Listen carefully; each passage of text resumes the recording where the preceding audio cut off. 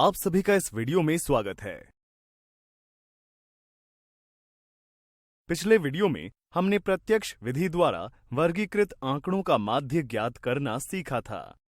आज इस वीडियो में हम वर्गीकृत आंकड़ों का माध्य कल्पित माध्य विधि यानी कि mean of grouped data bye assumed mean method द्वारा ज्ञात करना सीखेंगे। हम जानते हैं कि आंकड़े अधिक होने के कारण हम अवर्गीकृत आंकड़ों को समूहों में वर्गीकृत कर इन्हें छोटा कर देते हैं और वर्ग अंतराल का निर्माण कर प्रत्यक्ष विधि से माध्य ज्ञात करते हैं। परंतु कभी-कभी xi और fi के मान इतने बड़े होते हैं कि इनके गुणनफल ज्ञात करना कठिन तो होता ही है, साथ साथ उसमें समय भी अधिक लगता है। तो क्या आप इस fi xi गुणनफल की प्रक्रिया को और अधिक आसान बना सकते हैं? आइए इसे उदाहरण द्वारा समझने का प्रयास करते हैं। एक पेड़ की 60 शाखाओं की लंबाइयां सेंटीमीटर में मापी गई हैं और पेड़ से प्राप्त हुए आंकड़ों को निम्नलिखित सारणी में दर्शाया गया है। तो पेड़ की शाखाओं की लंबाई का माध्य कितना होगा? चलिए देखते हैं। दी गई सारणी से कह सकते हैं कि सबसे पहले प्रत्येक वर्ग अंतराल के लिए हम वर्ग चिन्ह यानी मध्य बिंदु xi ज्ञात करेंगे, जिसके लिए हम वर्ग चिन्ह सूत्र का प्रयोग करते हैं, जहां वर्ग अंतराल का माप 40 है। यहां शाखाओं की संख्या प्रत्येक वर्ग अंतराल की बारंबारता यानी fi को दर्शाती है। चूंकि हमें शाखाओं की लंबाई का माध्य ज्ञात करना है, जो कि करने को तो हम यहां fi xi के गुणनफलों के योग में समेशन ऑफ fi का भाग देकर ज्ञात कर सकते हैं, परंतु इसमें समय अधिक लगता है।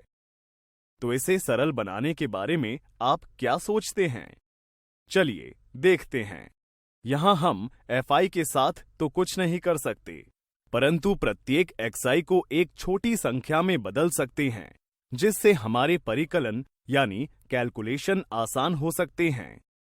इसलिए प्राप्त xi में से किसी भी xi को कल्पित माध्य यानी अज्यूम्ड मीन के रूप में चुन सकते हैं, जिसे हम a से व्यक्त करते हैं। परंतु हमारी कैलकुलेशन को और अधिक सरल करने के लिए हम एक ऐसा कल्पित माध्य यानी a xi से ले सकते हैं जो x1, x2, xn के बीच में कहीं आता हो।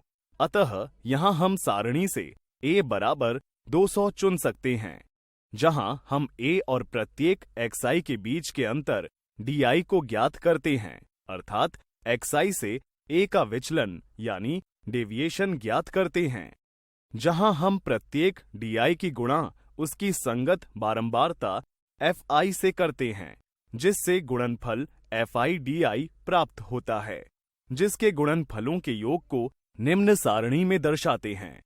तो क्या अब आप विचलनों का माध्य ज्ञात कर सकते हैं? बिल्कुल सही। विचलनों का माध्य ज्ञात करने के लिए fi di के गुणनफलों के योग में संगत बारंबारताओं fi के योगफल का भाग देते हैं। परंतु आपको याद होगा कि हमने di ज्ञात करने के लिए हमने प्रत्येक xi में से a को घटाया था, इसलिए माध्य ज्ञात करते समय हमें d बार में a को जोड़ना भी होगा, जिसे निम्न प्रकार स्पष्ट किया जाता है, जिससे शाखाओं की लंबाई का माध्य लगभग 202.66 सेंटीमीटर प्राप्त होता है। तो उम्मीद है कि माध्य ज्ञात करने की यह विधि आपको समझ आ गई होगी। माध्य ज्ञात करने की इस विधि को कल्पित माध्य विधि कहते हैं।